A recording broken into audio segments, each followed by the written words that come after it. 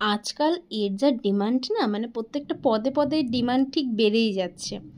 এই বলো যাই বলো না কেন, এই ডিমান্ড কিন্তু এখন সর্বে, মানে যেখানেই যাবে একে তুমি দেখতেই পাবে।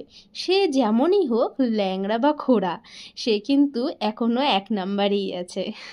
তো কার কথা বলছি বলো তো? তোমরা কি বুঝতে পারছো না?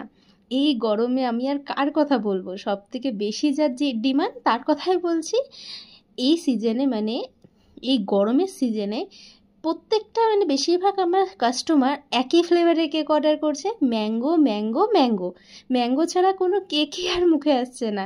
বলছে গরমে তো এই একটা জিনিসই আছে যার ডিমান্ড এত হাই। তো আজকেও ঠিক সেই ম্যাঙ্গো ফ্লেভারে একটা বিবাহবার্ষিকী কেক বানাচ্ছি, তাদের বাবা মার 35 অ্যানিভার্সারি উপলক্ষে।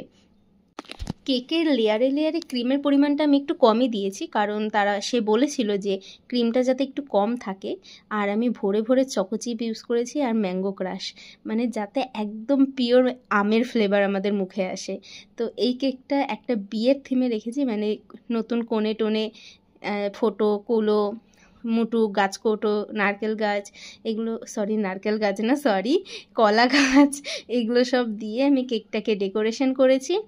আর কেকটা দেখো, কালার কিন্তু একদমই বেশি ইউজ হয়নি। রেডটা আমি ইউজ করেছি শুধুমাত্র কিছুটা ব্রাশের মধ্যে ভরিয়ে কেকের মধ্যে আমি লাগিয়েছি, যাতে ওরাও বলেছে যে ক্রিম যাতে, মানে কালার বেশি যাতে ইউজ না হয় ক্রিমে।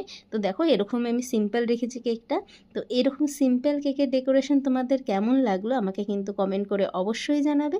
আর যারা আমার চ্যানেলে নতুন আছো, আমার যদি ভিডিওগুলি তোমাদের ভালো লাগে তো অবশ্যই আমার চ্যানেলটিকে সাবস্ক্রাইব করে দেবে।